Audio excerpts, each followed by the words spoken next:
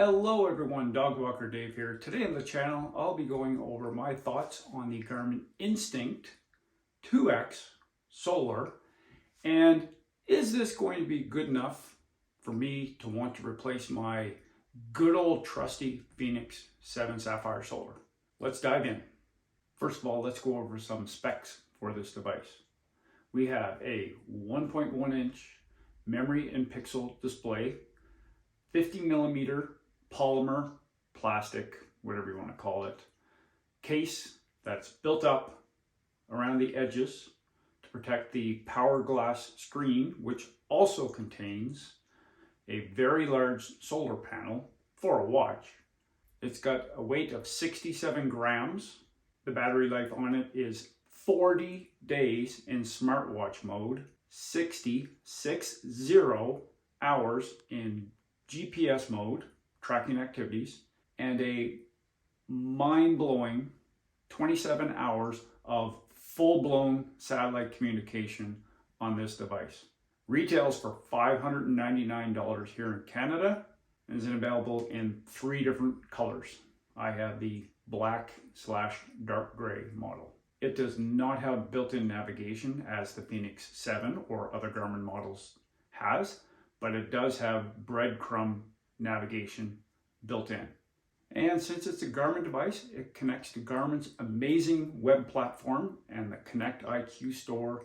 You can customize it a little bit, not as much as you can as some of the other Garmin watches, but it has all the different sport profiles.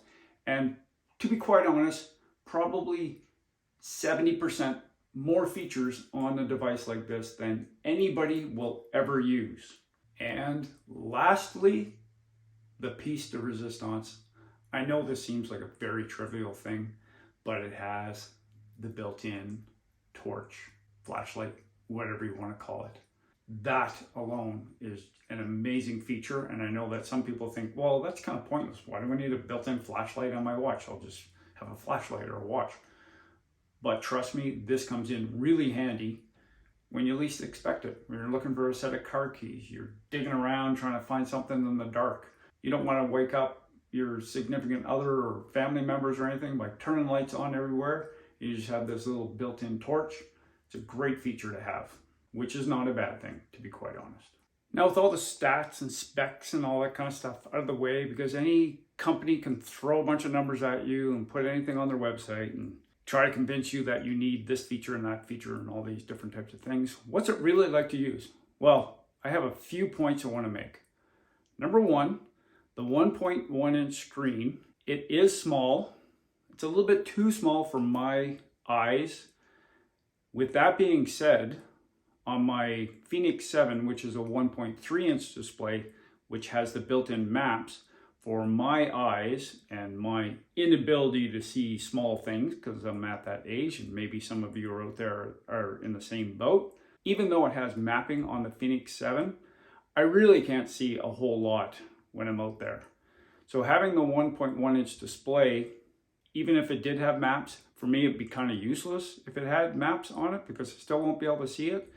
And just having that display is just a little bit too small just to see my regular metrics that I put up on the screen. Heart rate, distance, time, elevation gain, and a few other things that I'll put on different data screens. So that's the first thing. Second thing, it's built well enough for my use because it's built up well around the glass itself, and it just has a nice rugged feel to it. And despite it being very big and bulky on my 16.5 centimeter wrist, it's actually very lightweight. Hardly notice it's on my wrist. It has the fantastic 5-button layout that Garmin uses. Wonderful to have. Touchscreens on a sport watch. For me, I've tried them, different watches, Apple Watch, my Fenix 7, Coros watches. Not a fan of touchscreens on a sport watch. So the 5 buttons are really nice to have. The price, $600, is not inexpensive. I know that. But compared to buying a Fenix 7 or the Epix Gen 2, granted they are completely different devices, but most people don't use most of the features on any one of those devices. So $600 in Canada, half the price of a Fenix 7. That's a real nice bonus. That torch with its 4 different modes, the red light, and the different beacon features, it's really nice to have. Really nice to have. Too bad my Fenix 7 doesn't have that feature. Oh, wait a sec. Garmin just released the Epix Gen 2 Pro and the Fenix 7 Pro. But I'm not going to spend the money and upgrade to one of those devices. No, this is not going to happen, even though really nice to have. I don't think I convinced my wife that that's a viable option. And I don't blame her. It's not worth upgrading to those 2 devices for myself.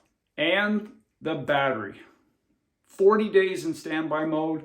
This is the type of device that you wear it and you almost forget about charging it. Every once in a while you look down the screen and go, oh, well, I have 23 days left. Oh, then next time I look down, I have 7 days left. You really don't have to worry about charging the battery very often. Yes, it has the solar panel, but the solar panel, all from my experience in dealing with my Fenix 7 and then this device, all the solar panel does is just prevent the battery from draining if you're out in the sun all day. It doesn't necessarily add a whole lot to the battery. It just more or less keeps it from draining at the normal drainage level. Now you might be wondering, am I going to use the 2X and replace my Fenix 7? Not going to happen. I really like this Fenix 7 way too much. I am not going to depart with it. It's a trusty watch. It has great battery life. Yes, it doesn't have the battery life of this device, the 2X, and it doesn't have the built-in torch, but those are things that I'm willing to live without. Overall, this Fenix 7 is a fantastic device. That being said, this is a really good device as well. It's hard to go wrong with anything from Garmin in the sport category.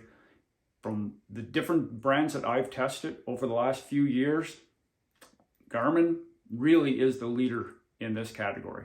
Others have nice devices out there, but they got a lot of catching up to do with anything from Garmin. If you own the Instinct 2X, drop a comment below, and maybe even consider subscribing to the channel. I really do appreciate everyone's support. Thanks for watching, everyone, and get outside.